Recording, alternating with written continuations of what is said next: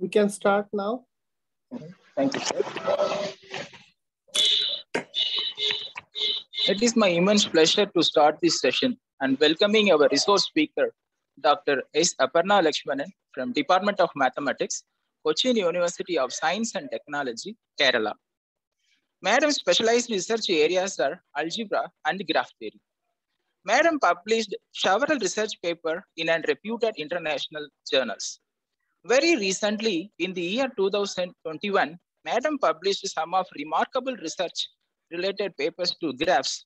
In particular, Italian domination on Michalikian and Sierpinski graphs, and on the other hand, spectrum of anti-Galois graph of some graphs. And another one, Leach index of a tree, are received some special attention related to graph theory. And also, very proudly, in 2002, Madam received University first rank in University of Cochin. In 2012, Madam received Young Scientist Award of Kerala State.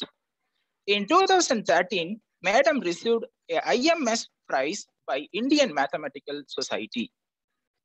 Yesterday, Madam were delivered a lecture on the power graph of a graph. Madam started from the basic of algebraic structure and graph theory, groups and graphs. It helps us easily understand the power graphs of a group up to automorphism of power graph and Klein 4 graph. On behalf of HRDC Pune University and on behalf of all the participants in the refresher course, I am very happy to welcome you, Madam, and I invite Madam to start the lecture. Over to Dr. Aparna, Madam. Thank you, Dr. Narasimhan, sir. Thank you, ma'am. I'll share my screen first.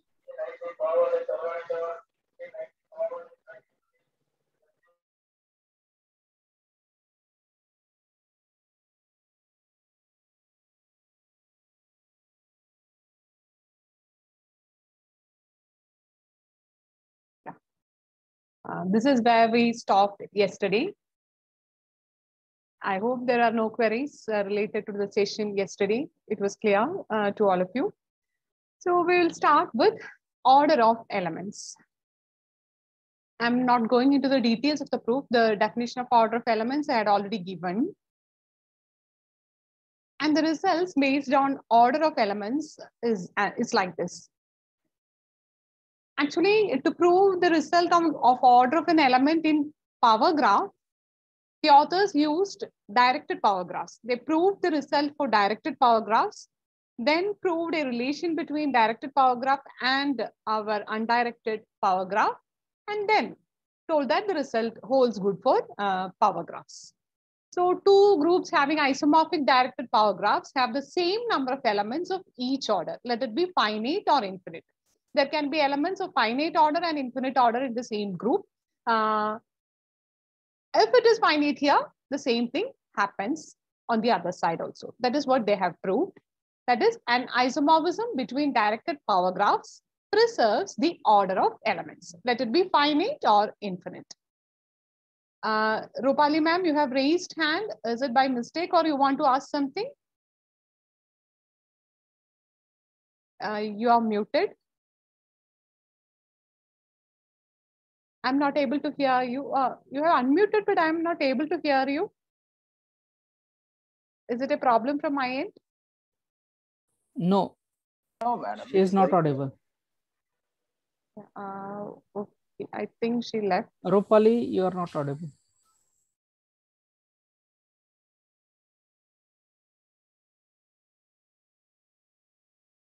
Okay, let me continue. Maybe she will join later and ask the question. So, isomorphism between directed power graphs preserves the order of elements. That was the result. And we have a relation between directed power graph and usual power graph. Like if G1 and G2 are finite groups whose undirected power graphs are isomorphic, then their directed power graphs will also be isomorphic.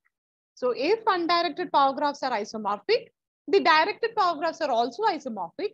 And just now the authors proved that if in undirected power graphs they are isomorphic, then the number of elements of each order is preserved. So the result holds good for usual power graphs also.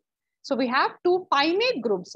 Please note here we have finite groups. In the case of undirected power graphs, it was true even for infinite graphs, but for directed graphs, such a relation is there only for the finite case. For the infinite case, we don't have any result. So two finite groups whose undirected power graphs are isomorphic have the same number of elements of each order.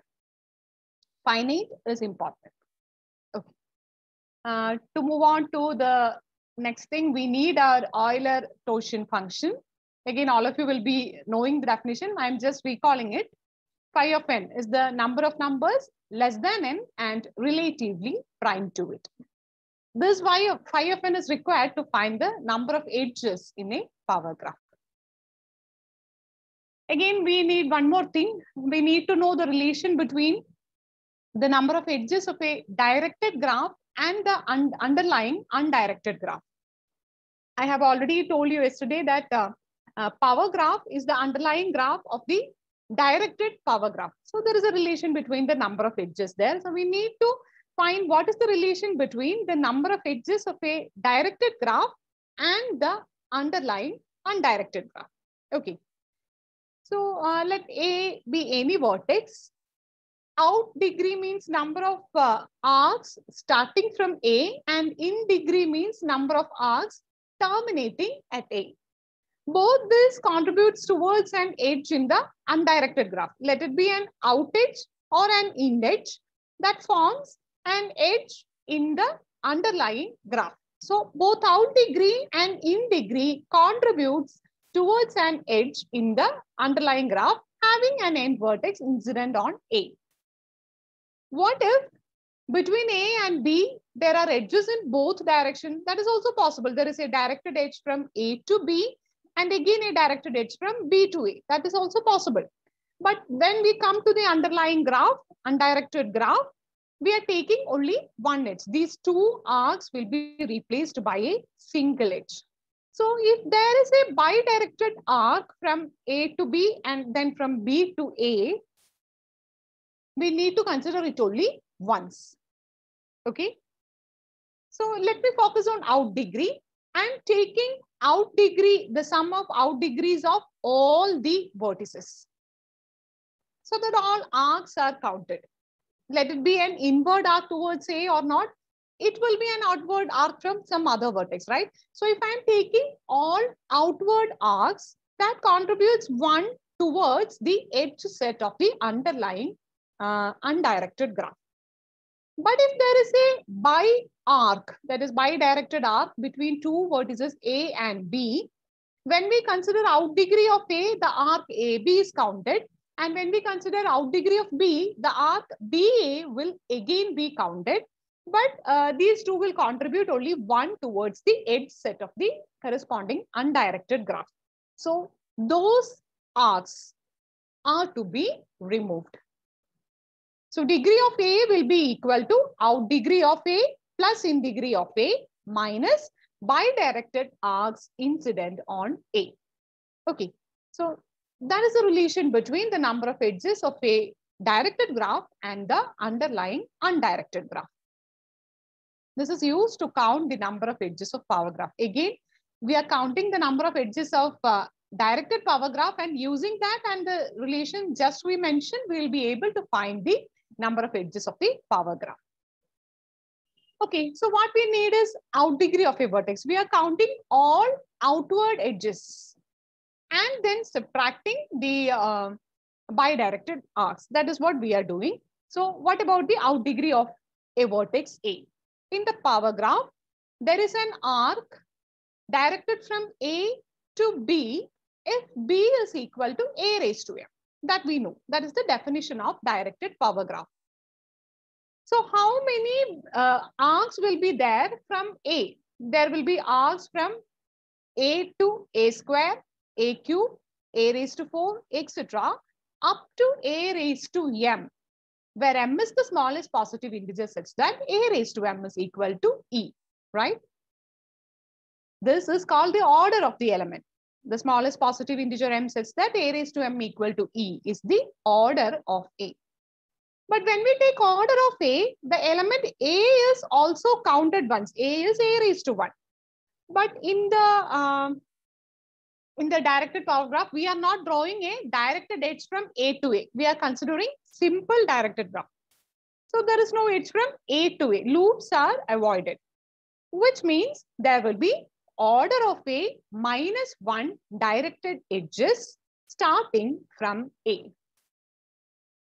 So we are counting all those outward directed edges. Now what we need to do? We need to avoid those bidirectional edges. So out degree of A is order of A minus 1 for every vertex A.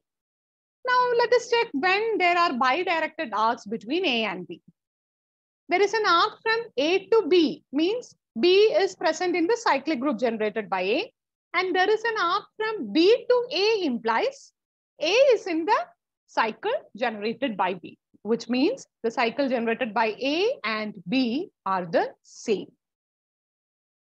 That happens only when A and B are relatively prime. So number of bidirected arcs will be equal to the Eulerian number of order of A minus 1. So using that, we can compute the edges of P of G, as there is some simple arithmetic involved, and you can see that it is equal to 1/2 of summation of all A element of G 2 times order of A minus Euler function of order of A minus 1. So in this way, we can count the number of edges in power graph of a group. Now, what happens when the group itself is cyclic? Group is cyclic means there is only G is generated by a single element A. Okay. So in that case, we have a simpler form. In that case, the number of edges will be equal to half summation taken over all D dividing N. 2D plus phi of D minus 1 into phi of D. Again, it requires some simple arithmetic simplification to reach this formula. So in the case of cyclic graphs, we have a much better form for the number of edges. Now coming towards the property of some of the properties of power graph. If H is a subgroup of G, then definitely power graph of H is a subgraph of power graph of H. Vertex set of H is a subset of vertex set of G. Elements of H. H is a subset of G. So vertex set of P of H will be a subset of vertex set of P of G. That is one condition to be a subgraph. And in H, if B equal to say A square, then B equal to A square itself in G also, right? So the edges in H are also edges of G. So P of H is a subgraph. To be more precise, P of H is an induced subgraph of P of G. Now, power graph of a finite group G is always connected. That we have mentioned yesterday itself, because E serves as a universal element. Group is finite means at some stage the power of every element becomes the identity element. So there will be an edge from any element to the identity element E, which makes the graph connected. By the way, a graph is connected if there is a path between every pair of vertices. I can move from one vertex to other in a path, using a path, that is alternating sequence of edges and vertices. I can move from any vertex to any vertex. Then we say that the graph is connected. Okay. So due to the presence of E, the power graph is always connected. So what about P of G minus E? That too I mentioned yesterday. Such graphs are denoted by P star of G when E is removed, that is the identity element is removed from the power graph. It may happen that the connectivity is lost. That is P star G need not be connected even for finite graphs. That is power graph minus the vertex corresponding to the identity element. And we have some results related to that. If A and B commute and their order do not divide each other, then we can be sure that A and B belongs to the same component of P star of G. Again, we need some more definition from group theory. The collection of all subgroups under the relation inclusion subset of forms a complete lattice that we have learned in abstract algebra. And in that complete lattice, singleton E is the minimum element and the full set G, full group G will be the maximum element. So small e and capital G are the minimum and maximum elements. And we call H as a minimal subgroup if the only subgroup which is contained in H is the identity element E.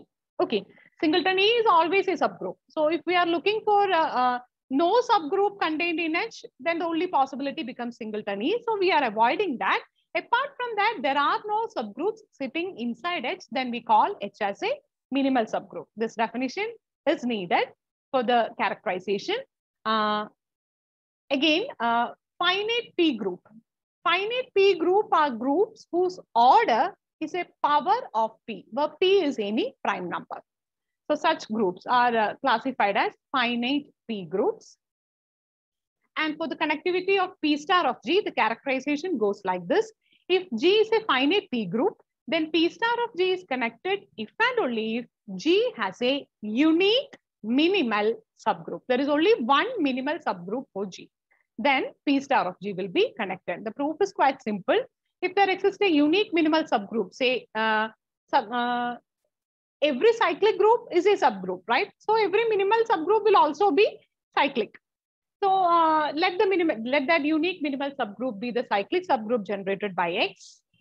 So for any other element Y, the cyclic subgroup generated by Y will be a superset of this, superset of X, and which forces Y to be adjacent to X. So the graph is connected. Every vertex is connected to X. So there is a path between every pair of vertices, and hence P star of G is connected. That part is quite simple. And for the converse part, it is by proof by contradiction. We assume that P star of G is connected, and there are two different minimal subgroups X and Y. We will assume like that, and that will lead to a contradiction. Since P star of G is connected, there must be a path from X to Y, and we can argue and prove that then either X is not minimal or P is not a shortest path. Our assumption is that both X and Y are minimal. So X must be minimal, and we are taking a shortest path from X to Y, so that path must be shortest. But this leads to a contradiction. Either X is not minimal or P is not shortest. Such a contradiction will be reached. This contradiction is due to our wrong assumption that there are two different minimal subgroups and there is only one minimal subgroup. So if P star G is connected, the subgroup, minimal subgroup is unique. That is how this result is proved. And okay, you say that P star of G is connected when it has a unique minimal subgroup, but that again needs some work. Which all groups have unique minimal subgroup, but that is already available in the literature. If G is a P group, which has a unique minimal subgroup of order P, then G is either cyclic group or generalized quaternion group. Only for these two classes, it happens that it has a unique minimal subgroup. So that settles the characterization of P star of G being connected, where G is a finite P group. Now, moving to graph parameters and power graph. The first parameter which I am considering is domination number of a graph. You already had a detailed discussion on various kinds of domination parameters due to Professor Arumugam, but just for the sake of completion, I will repeat the definition. A dominating set, yes, means it's a subset of the vertex set, and you take any vertex V, either V is present in S or is adjacent to a vertex of S. That is the definition of domination, which means the closed neighborhood of S gives the entire vertex set V. Now, a set is minimal dominating if no proper subset dominates. To achieve the condition that the closed neighborhood of S equal to V, it is enough if we take the entire vertex set V. You take V, closed neighborhood of V will be equal to V. But that is not interesting. We are looking for minimal sets which satisfies this property. And the domination number, gamma of G, is the minimum possible cardinality of a dominating set. And when dealing with domination parameters, one of the major confusions created is between minimal and minimum. To prove that the domination number of a graph is equal to K, it is not enough that you produce a minimal dominating set of cardinality K. If you produce a minimal dominating set of cardinality K, that only means that the domination number is less than or equal to K. Maybe the set you have produced is minimal. It cannot be reduced further, but there can be other minimal dominating sets of cardinality less than 6. This example will help you to understand it better. I have taken the same graph 3 times, house with a tail, I will call it.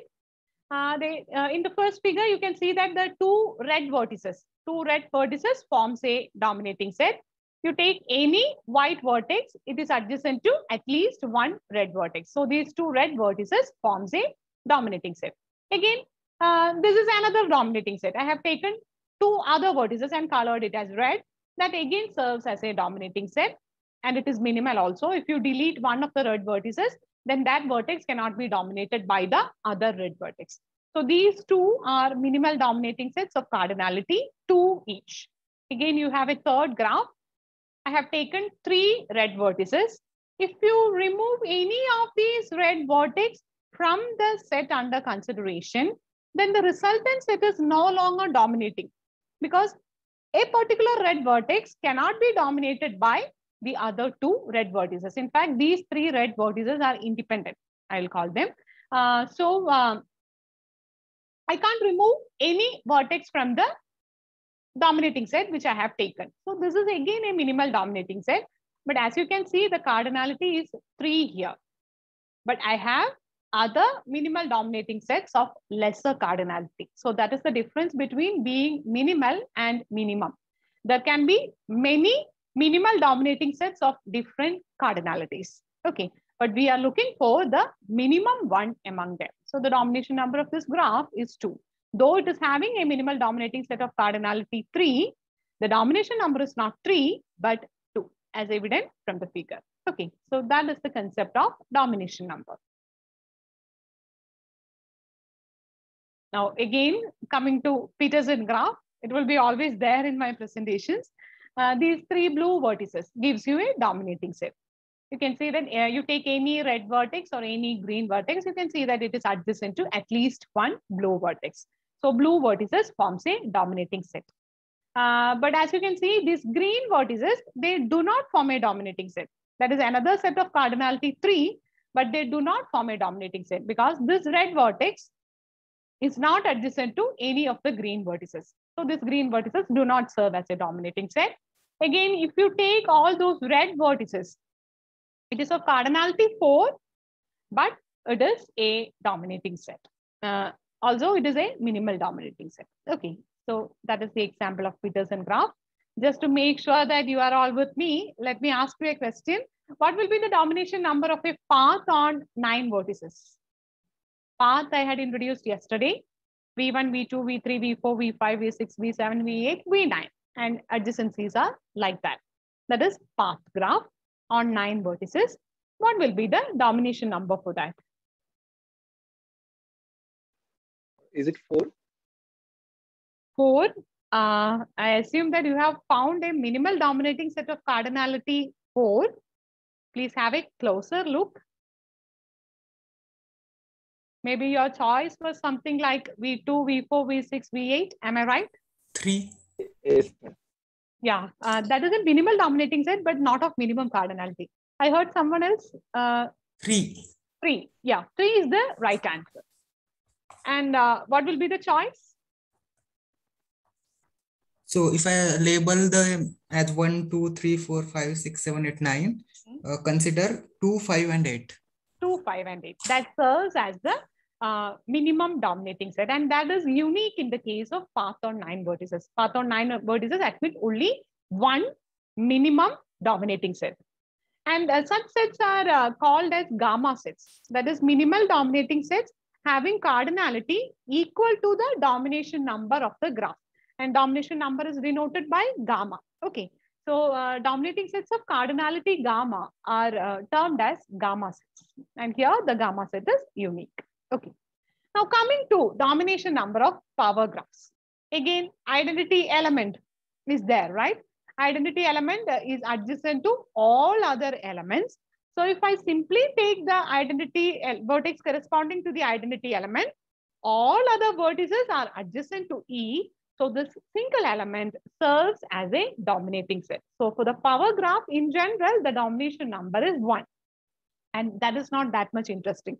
You take any graph having a universal vertex, the domination number will be 1. There is nothing much to compute, right? So again, we have a special subgraph, right? P star of G. We will just remove E. We are not interested on E. I will remove E. And what about the domination number of P star of G? So that is an open question, not yet settled. You take a group, find its power graph, and remove the vertex corresponding to E and find its domination number. For some special groups or some special subclasses of power graphs, it's being computed, but not in general. So that is an open problem where you can work on domination number of P star of G. Okay. Now moving to other graph parameters. To define radius and diameter of a graph, I need another parameter called eccentricity of a vertex. So you fix a graph G and take a vertex V. Eccentricity measures how many steps are required to move from V to any other vertex of the graph. And you take the maximum of that. That is, I have to be sure that if I am standing at V, in less than 10 steps, I can move to any other vertex of the graph. And at least one vertex is at a distance 10. Then we say that the eccentricity of that vertex is 10. Okay. And I can compute the eccentricity of each of the vertex that will be different. That may be different. There are graphs for which the eccentricity is equal for all vertices. Once the eccentricity is computed, the minimum of all eccentricities is termed as radius of the graph, and maximum of all eccentricities is termed as the diameter of the graph. Obviously, there are graphs for which radius is equal to diameter, and the maximum is going to be diameter is equal to twice the radius. I'll give you an example to make the definition more clear. This is the graph under consideration. So let me compute the eccentricity of the vertex 0. Eccentricity of vertex 0 means the minimum number of steps required so that I can move from 0 to any other vertex. From 0 to 1, I can go in 1 step. From 0 to 2, again, I can go in 1 step. But from 0 to 3, it requires 2 steps. 0, then going to 4, and then going to 3. There is no direct edge from 0 to 3. So to 0 to 3, I require 2 steps. 0 to 5 requires 2 steps, and 0 to 6 requires 2 steps, nothing more, right? So the eccentricity of the vertex 0 is 2. Similarly, you can compute the eccentricity of each of the vertices. So I will explain 1 also. From 1, I can move to 0 in 1 step, 2 in 1 step. To 4, I can move in 2 steps. I can go to 0 and then to 4. To 5, again, I can move in 2 steps. I can go to 2 and then to 5. But to 3, it requires 3 steps. I can go to 0, then 4, then 3. Again, to 6 also, it requires 3 steps. So eccentricity of the vertex 1 is 3. If you proceed like this, you can see that the eccentricity of 2 and 3 is 3. That of 4 is 2, 5 is again 2, and 6 is 3. So the radius of this graph will be 2, the minimum of all eccentricities, and diameter will be 3, the maximum of all eccentricities. So that is the concept of radius and diameter of a graph. So I have wrongly written it as radius of P of G. It is, this is the next slide, sorry. For this graph, radius is 2 and diameter is 3. Okay. Now what about power graph? Again, since the identity element serves as a universal vertex, from identity element to any other element, I can move in a single step. So the eccentricity of the identity element is 1. And that is going to be the minimum possible. 0 is not possible, right? So the radius of power graph is always 1. Now, you consider any 2 elements different from the identity element, say A and B. A and B are different and are not equal to E. If there is an edge from A to B, then I can move from A to B in 1 step. If A and B are non-adjacent, then I know that both A and B are adjacent to E. So I can move from A to E and then from E to B. So I can reach B in 2 steps. So if the underlying graph is not complete, then there exists at least one pair of non-adjacent vertices, and I can move from the first vertex to the other in 2 steps for sure. So the diameter of power graph of G is equal to 2. And at some cases, the power graph becomes the complete graph. That is there, it's coming up. So if the power graph is a complete graph, then both the radius and diameter will be equal to 1. Because from any vertex to any vertex, there is an edge and I can move in one single step. Okay. So if power graph is not complete, then radius is equal to 1 and diameter is equal to 2. Another graph parameter is the independence number. 2 vertices are said to be independent if they are not adjacent to each other. And a collection of vertices are said to be independent, or the set is an independent set. If you take any pair, they are not adjacent to each other. And the independence number is the maximum possible cardinality of an independent set. Again, here you have some examples. Say these 2 red vertices, they give you an independent set. And now you cannot add one more vertex to this set. You take any white vertex. Any white vertex is adjacent to at least one red vertex. So I can't add more vertices to this set without disturbing independence. So this is a maximal independent set. In fact, every maximal independent set gives you a dominating set. Because from the complement, every vertex is adjacent to at least one vertex of this set. That is why this set becomes maximal independent, right? So every maximal independent set is a minimal dominating set. Okay. This is a pair. But this doesn't mean that the independence number is 4. This is only one maximal independent set. I'm looking for a maximal independent set of maximum cardinality. And as you can see, here I have 4 vertices, each of which are not adjacent to each other, and every white vertex is adjacent to at least one red vertex. So for this particular graph, the independence number is 4. I have given all sorts of possible choices of maximal independent set just for a better understanding. Anyway, the independence number of this graph is 4. Now, what about the independence number of power graph? Again, this problem is already settled. All groups, I can't say, to some extent it is completely set. All groups whose power graphs have finite independence number have clique cover number equal to their independence number. That is, that weak perfect graph theorem is satisfied by power graphs, and the value is already computed. And this is for finite graphs, right? So what if the group under consideration is an infinite group? So let G be an infinite group. Then we have the following equivalent statements. Power graph of G has no infinite co-clique.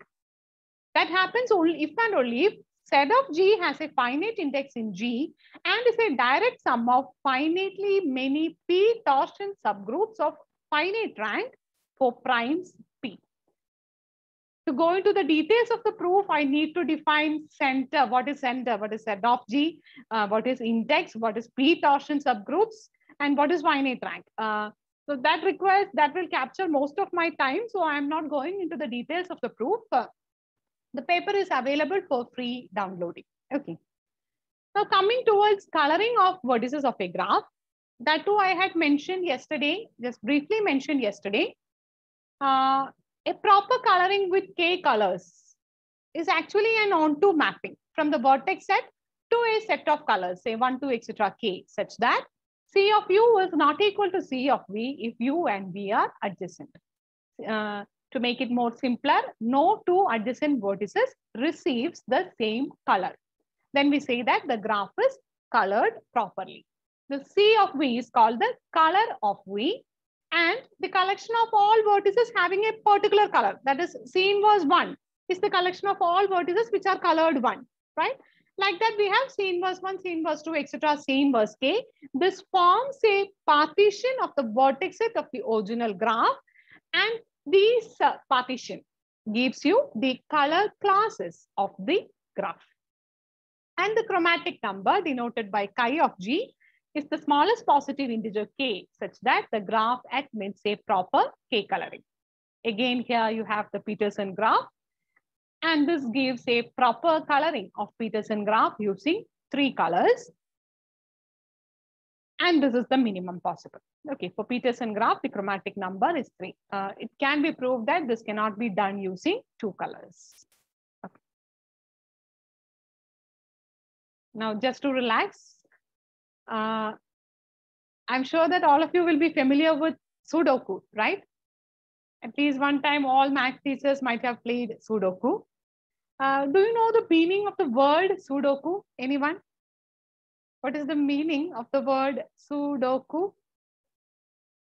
Any idea? Any wild guess from which language?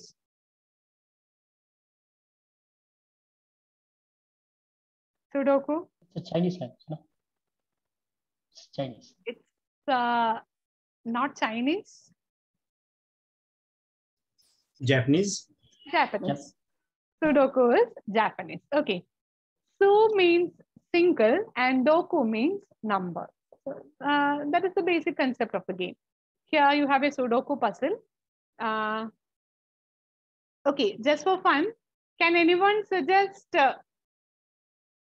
any number that can be inserted in any box as a first step to complete the puzzle?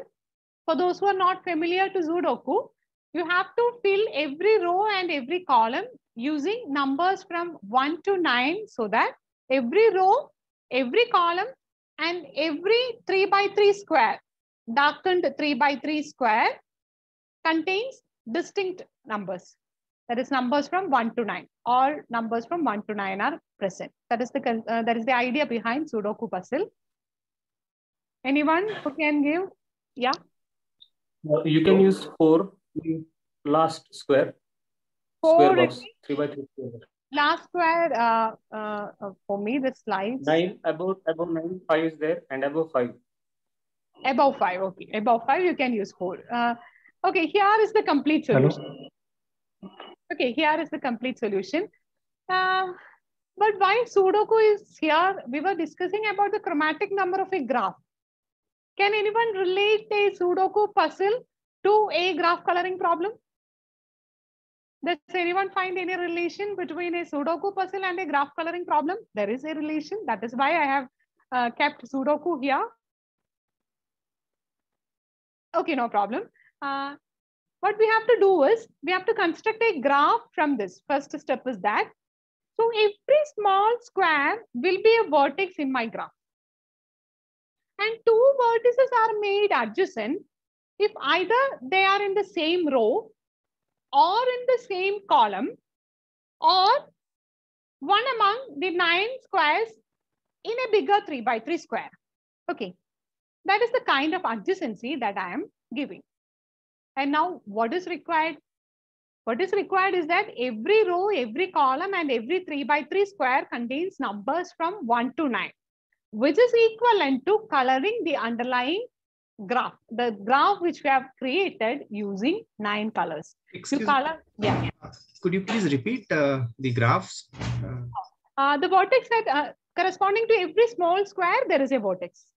And 2 vertices are made adjacent if either they belong to the same row, that is this A11 and A12, I will call them like that. A11 and A12 will be made adjacent to each other because they belong to the same row.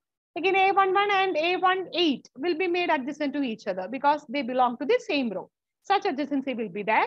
And 2 vertices are made adjacent if they belong to the same column. Say this is A44 and this is A54. They will be made adjacent to each other because they belong to the same column. Again, A11 and A22 or A11 and A23 will be made adjacent to each other because they belong to the same 3 by 3 square. So these are the adjacencies. And now, if you color this graph using 9 colors, what you get is the solution of a Sudoku puzzle. Some entries are already there in the puzzle, right? So those colors we are giving to the corresponding vertices and try to complete the coloring. To complete the coloring, there are algorithms available. You can use any of the algorithms. And in 1 second, the computer give you the solution for the Sudoku puzzle. So Sudoku puzzle is equivalent to coloring a graph on 81 vertices using 9 colors. So properly coloring a graph on 81 vertices. That's it. That is the relation between coloring and Sudoku. Now, coming to perfect graphs, to define perfect graphs, we need clique number also. So a clique is a maximal complete graph. Complete graph means every pair of vertices are adjacent to each other. Inside a graph, I am looking for subgraphs which satisfies this property. If the graph itself is complete, then well and good. That full graph gives me a clique. But there can be non-adjacencies. So I am looking for smaller graphs, subgraphs, in which every pair of vertices are adjacent to each other. I'm taking maximal of such cases. That gives me a clique.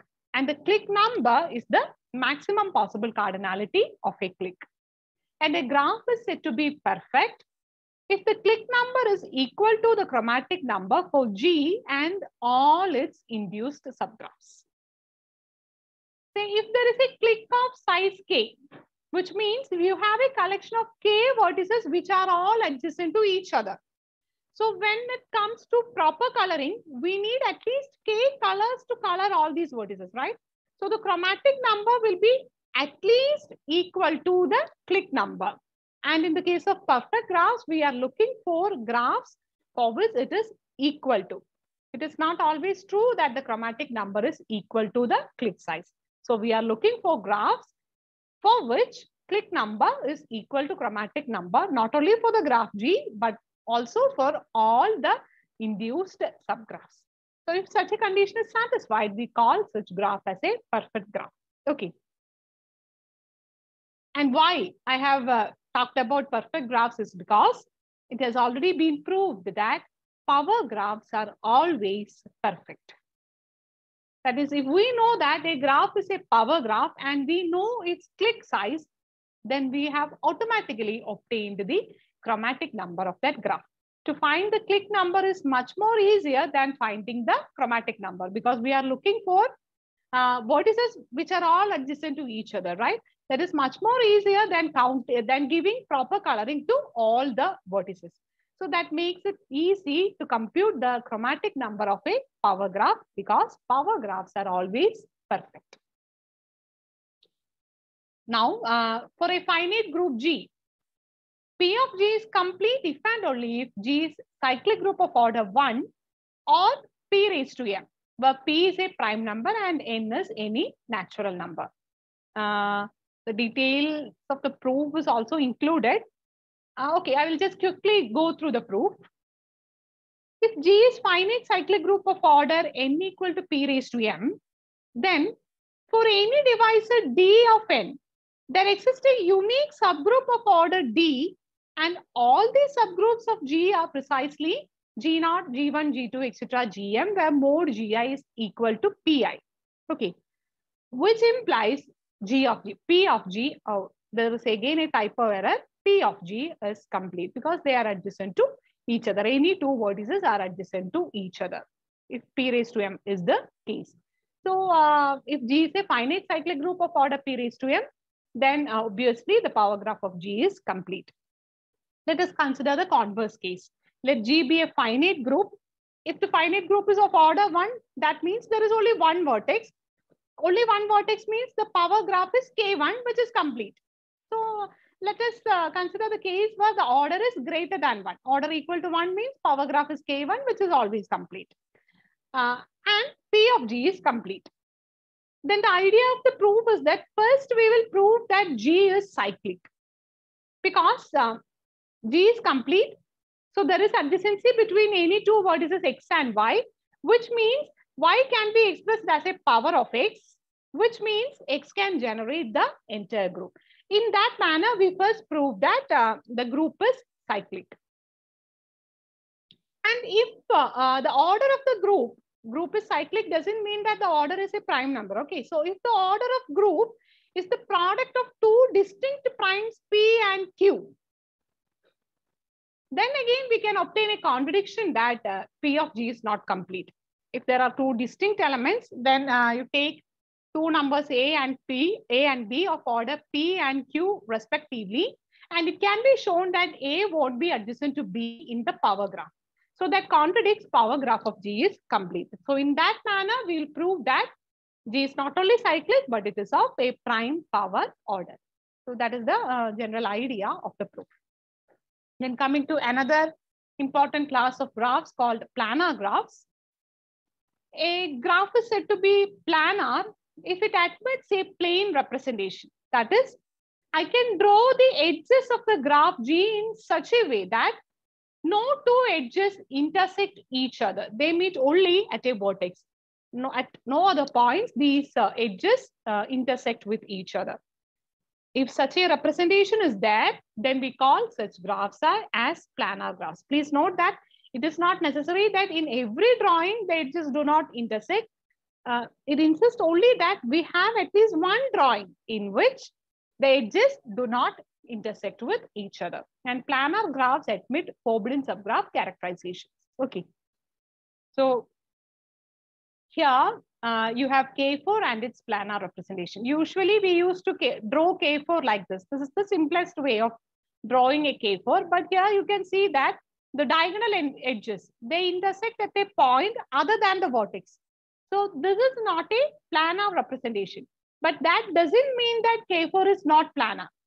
I can replace one diagonal with such an arc so that they do not intersect at any point other than the vertex. So the second graph gives me a planar representation of K4. Again, planar representation need not be unique. The third graph is again K4 drawn in a different manner. So we can have very many different plane representation for a planar graph. That need not be unique. If it admits at least one plane representation, then that graph is termed as a planar graph. So another obvious question is, when will be the power graph a planar graph? Power graphs are always perfect, that we have seen. We have seen when the power graph will be complete. Now we are looking for when the power graph will be planar.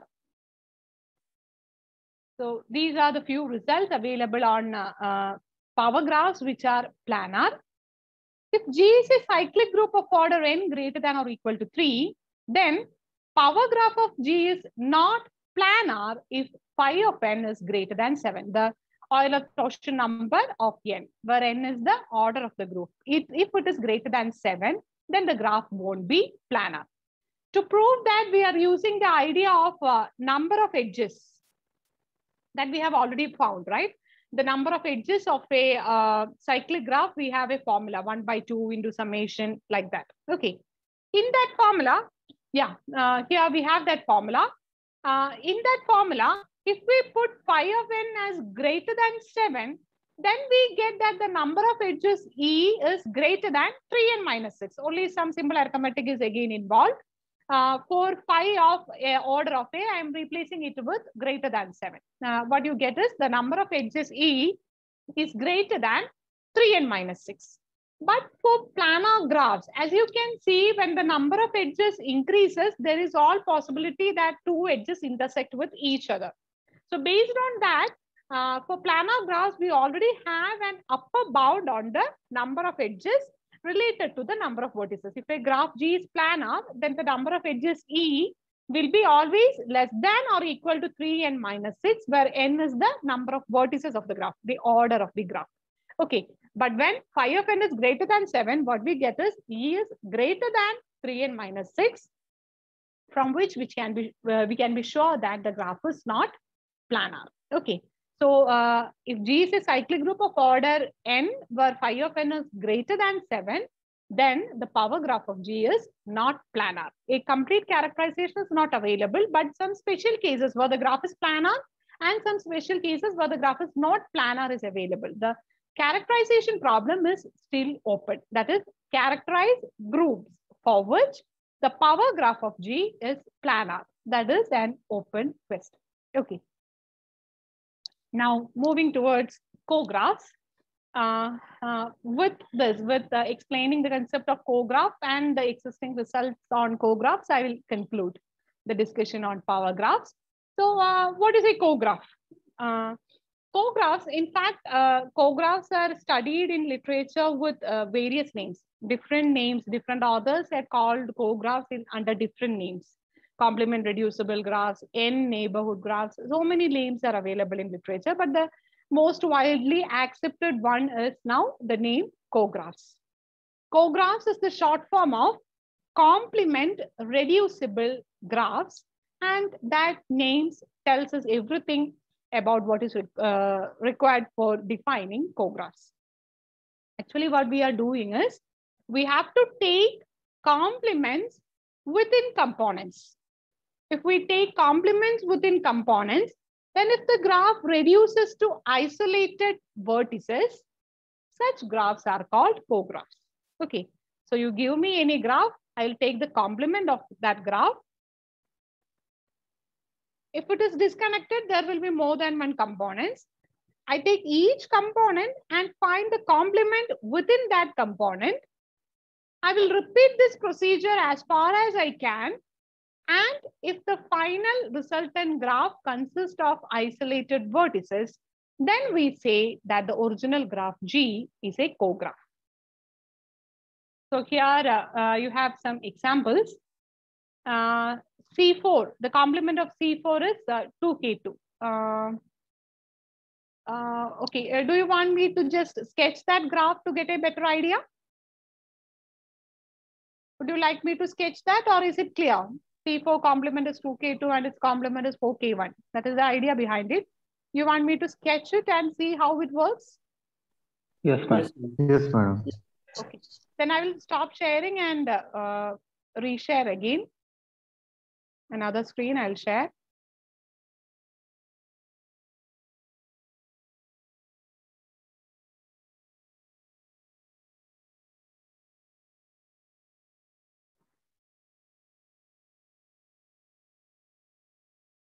Okay, so first we are considering the graph C4.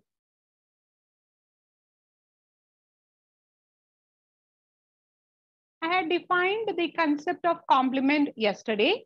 Complement means the vertex set will be the same. So I have 4 vertices and an edge is drawn between 2 vertices if they are non-adjacent in the original graph. All edges here will be deleted and all edges which are absent here will be drawn. So the 2 edges which are absent are the diagonal edges, right? So they will be present here. So this is the complement of C4.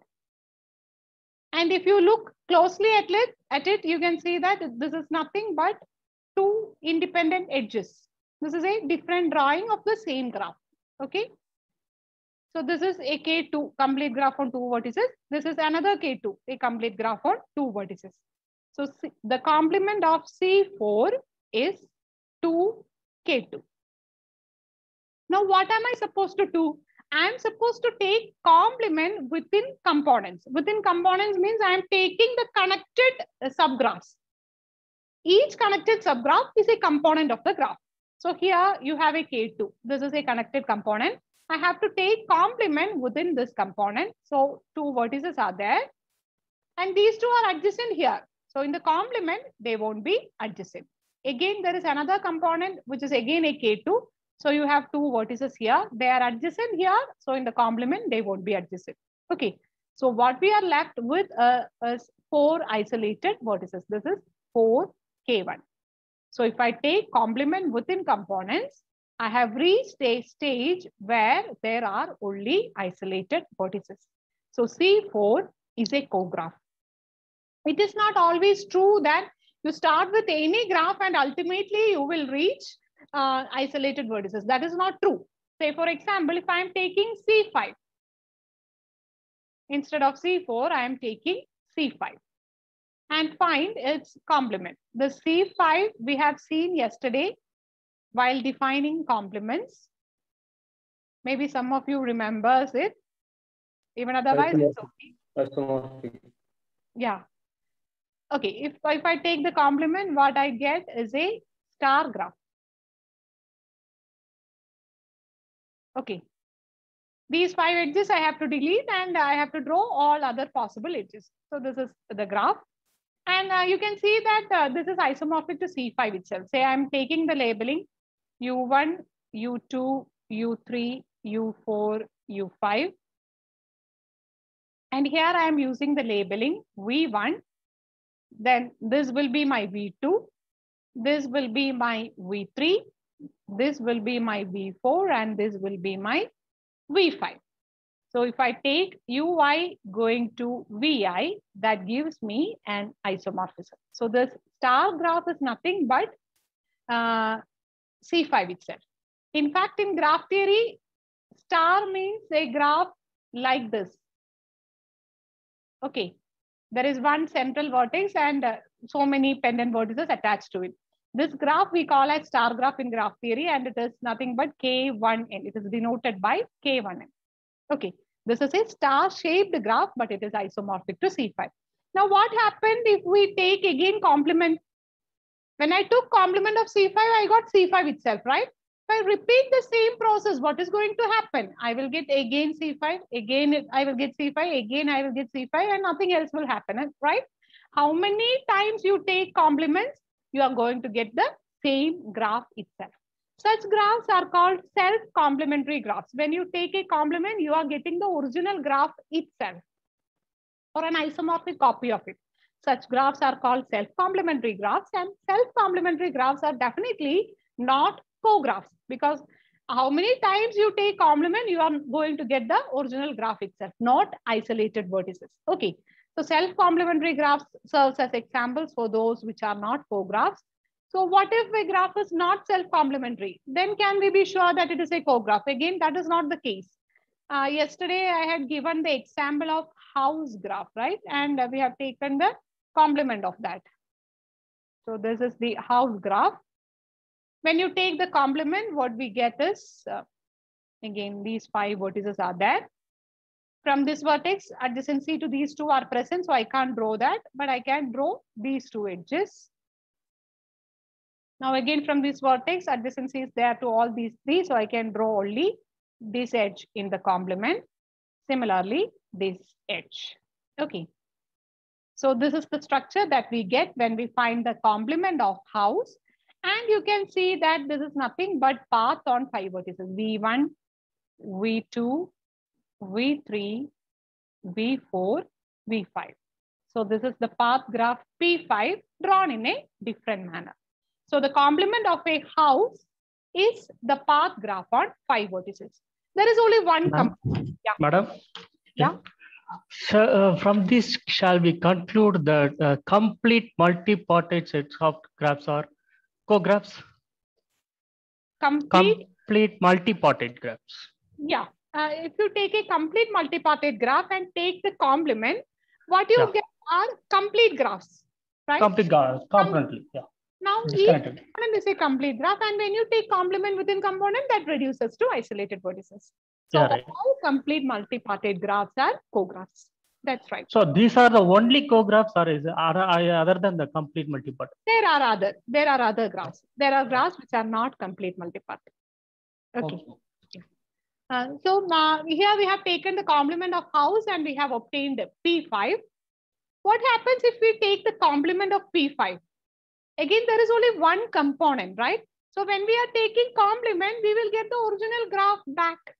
Only if there are more than one components, we will go for a component and take complement so that we get a different structure. In general, G complement is equal to G itself. So if G complement is connected, even if we are looking for complements within components, since there is only one component, G complement gives me again the graph G itself. Okay, so we are not going to reduce ourselves to isolated vertices. We'll get G. When we take complement, we'll get G complement. Again, when we take complement, we will get back G. Again, G complement, G complement, like that. That never gets reduced to isolated vertices. So from this discussion, you can be sure about one thing. If G is a co-graph, then its complement will be disconnected. So that is a particular property of co-graphs. Okay, I'll go back to my presentation.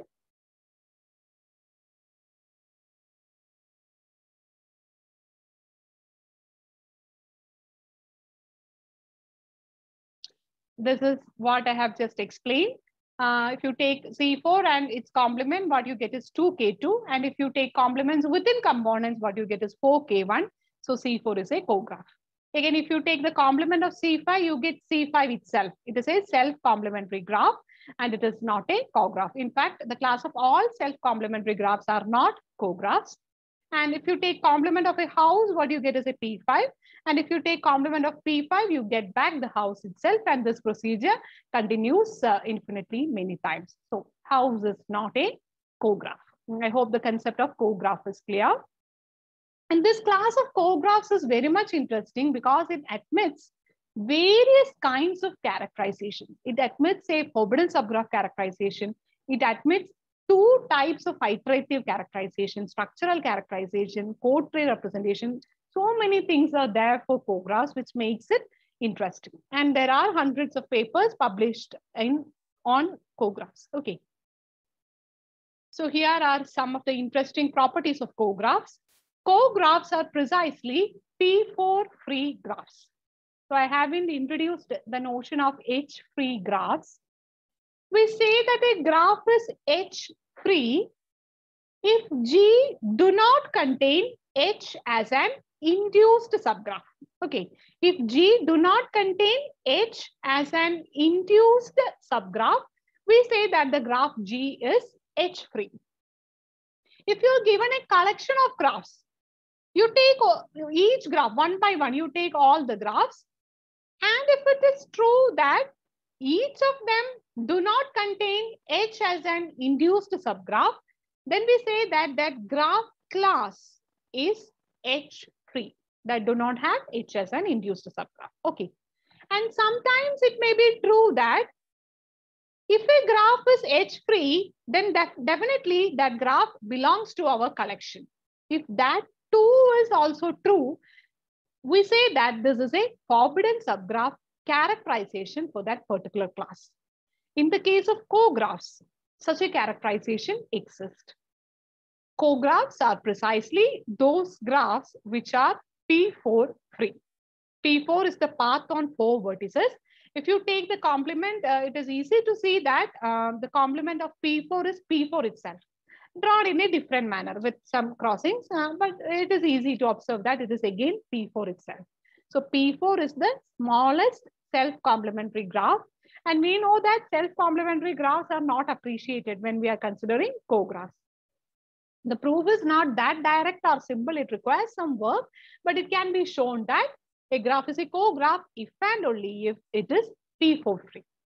Again, another interesting property of cographs is that we can generate all cographs starting from a single vertex K1. You start from K1 and repeatedly use the operations of union and complementation. You will get all cographs. Again, since there is time, I will show you how we are generating cographs from the single vertex K1. Okay.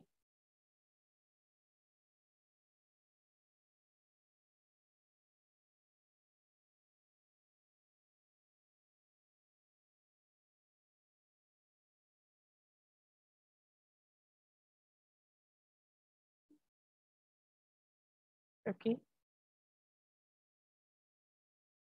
So we are starting with a single vertex. K1 is a cograph. That is what we have at first. So K1 is a cograph. Okay, this is a cograph. Now, union of two graphs is a cograph. We have only one graph here now. So to take union means the only possibility is to take two K1s, right? So this K1 is a cograph. K1 union K1 means I have two K1s. This is 2K1. So 2K1 is a cograph. Now we don't know that the complement of a cograph is a cograph. So here you have these two. So if I take complement, what I get is this graph, right? Which is K2. So K2 is a cograph. Again, K1 is a cograph. 2K1 is a cograph. If I take the union of these two, that is again a cograph. What will be the union of these two? One isolated vertex there and two isolated vertices from here. So this is 3K1. So 3K1 is a cograph. Now, K1 is a cograph and K2 is a cograph. So their union is a cograph, which means this is a cograph. Now, if this is a cograph, the complement of this is a cograph, which gives me this as a cograph. Now, this is a cograph. So the complement of this is also a cograph, and that gives me K3. Okay. So these are the only graphs on 3 vertices. All graphs on 3 vertices are cographs. Again, if you take say this 3K1 and 1K1, what you get is this graph. This is 4K1. So 4K1 is a cograph. If I take say this 2K1 and K2, this is a cograph. And the complement gives K4 minus E, right? In the complement means only one edge is missing. So K4 minus E is a cograph. I have drawn it in a different fashion. This 4K1 is a cograph. So the complement, which is K4, is again a cograph. Now, P3 is a cograph and an isolated vertex is a cograph. So this is a cograph. If you take complement, what I get is K13. This is again a cograph. So we have 6 cographs now. And a triangle together with an isolated vertex is a cograph, because triangle is a cograph. K1 is also a cograph. If I take union, what I get is this. So this is a cograph. And when you take complement, what you get? Sorry, the complement of this one is K13.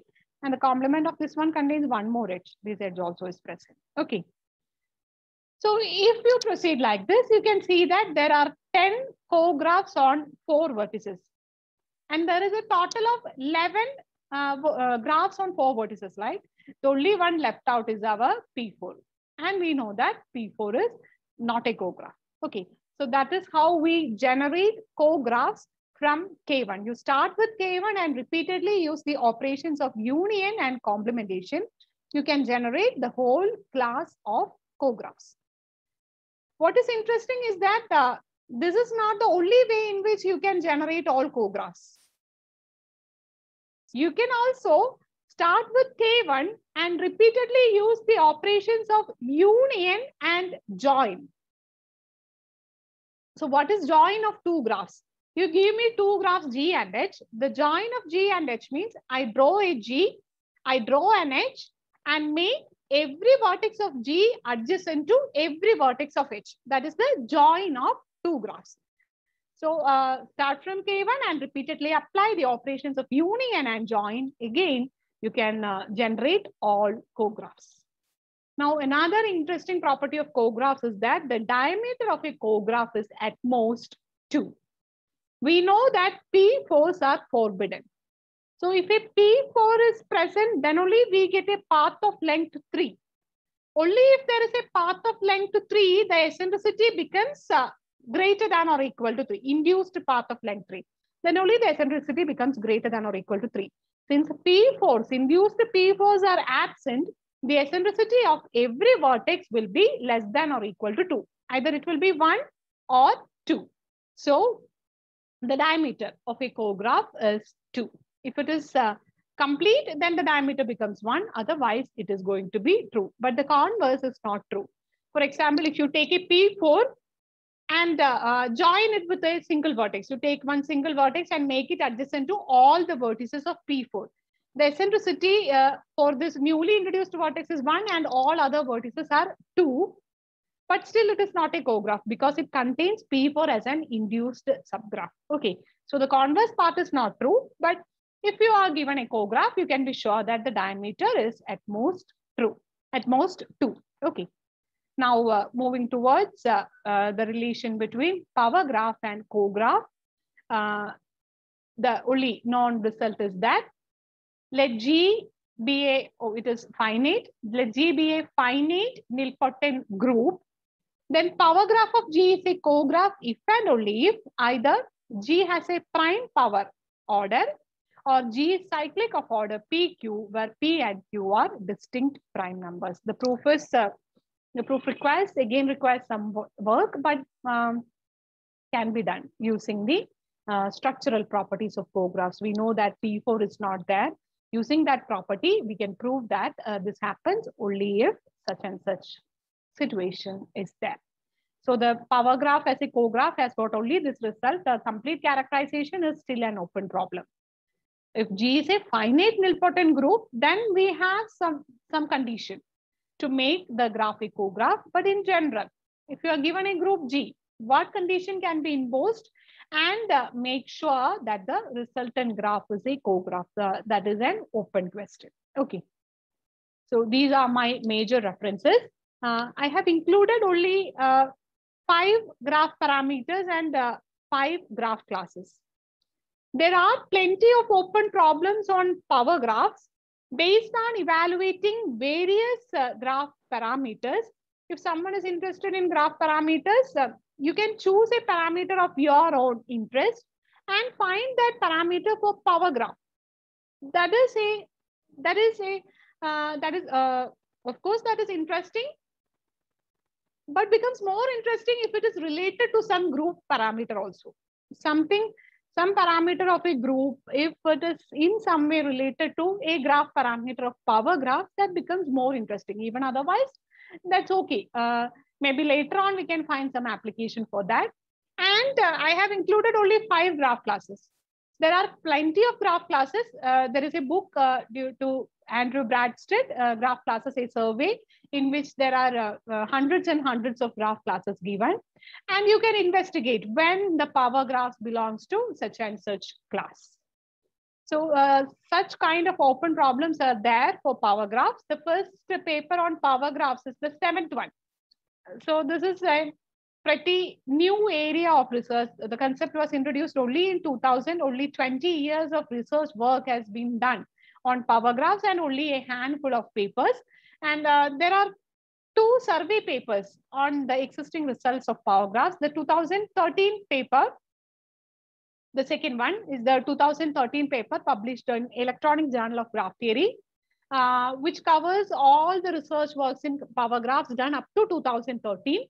And there is a recent paper, the third one in 2021, AKC International Journal of Graphs and Combinatorics, latest issue, contains a latest survey of all results on power graphs. So from that single paper, you can be sure that whether something is done on power graphs or not. Okay, so that is a very recent paper. And there is another manuscripts, graphs defined on groups, due to Peter J. Cameron, which will be published soon.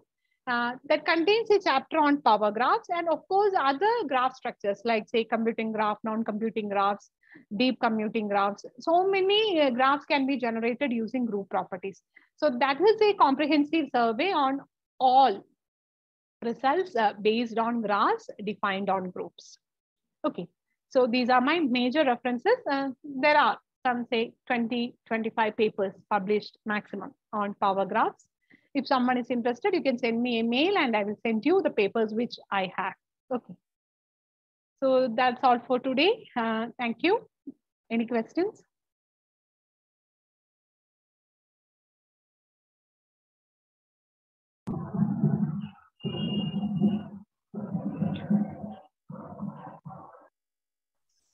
I have a question. Yeah. So you said the power graphs are perfect. Yes. So if you look at the graph itself, then the Crick number is same as the chromatic number. Chromatic number. Is the number known from the graph?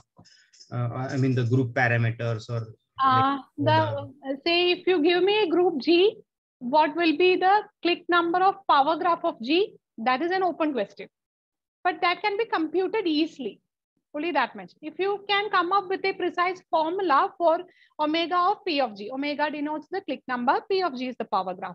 So there is no precise formula for omega of P of G, but we know that omega of P of G equal to chi of P of G, which makes it easy to compute the value of chi of P of G, which is much more difficult when compared to finding click number.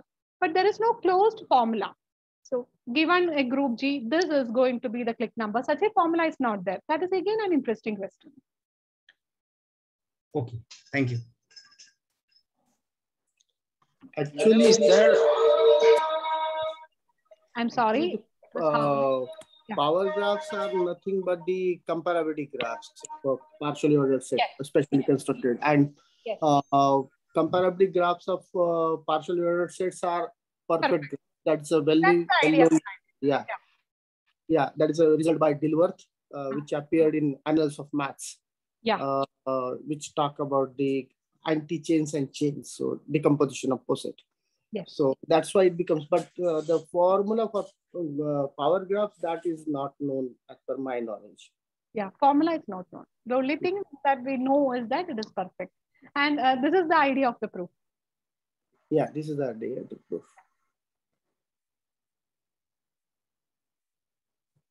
Thank you for that. Madam, is there any standard theorem to identify a graph is a co-graph by looking at vertices and edges itself?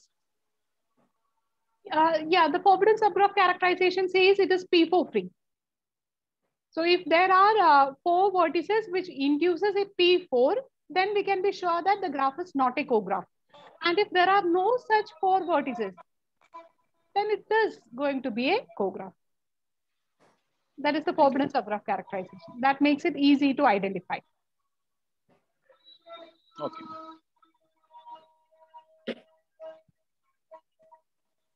Sir, shall I conclude the session, sir? If there are any questions, we can take. Otherwise,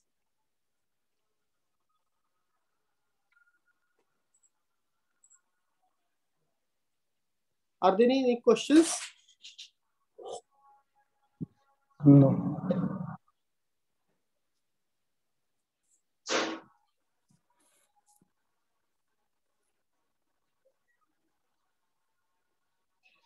I think there are no questions. It was a nice lecture. From very scratch you started, and also basic definitions from graph theory also you discussed. So that becomes much more easy for the participant, those who are not very much familiar with the graph theory. So very nice lecture. Thank you. Yes, sir. Narasimhan sir, you can conclude. Thank you. Thanks.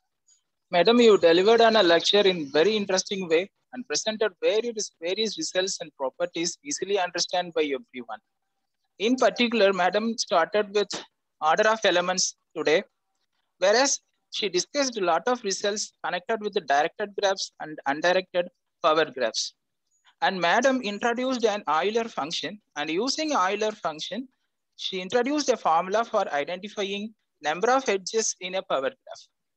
I really understand that Madam really loved Peterson graph.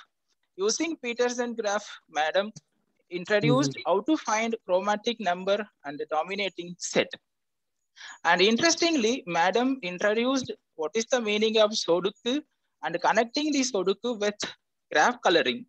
A Sudoku is, we can easily understand that it is all the way of 81 vertices and 9 colorings. And Madam ending with planar graphs and co-graphs. And very interestingly, Madam using whiteboard and clearly explained what is the co-graph using lot of complements. It is very interesting and easily understood by everyone. I assure you, Madam, this lecture is very useful and it induced and create an interest towards power graphs of a graph. And it leads an interest to do some research in this area in our near future. On behalf of all the participants in this refresher course, I thank you, Madam, for your wonderful, useful presentation. Thank you, Madam. Thank you, sir. And special thanks to Vinayak Joshi, sir, for inviting me to this refresher course and giving me a chance to interact with all the participants. So once again, thank you one and all for your patient hearing and fruitful interactions. Thank you. Thank you, ma'am. Thank you. It was a wonderful lecture. Thank you, ma'am. Thank you. We will meet at 2:15 sharp. 2:15 sharp.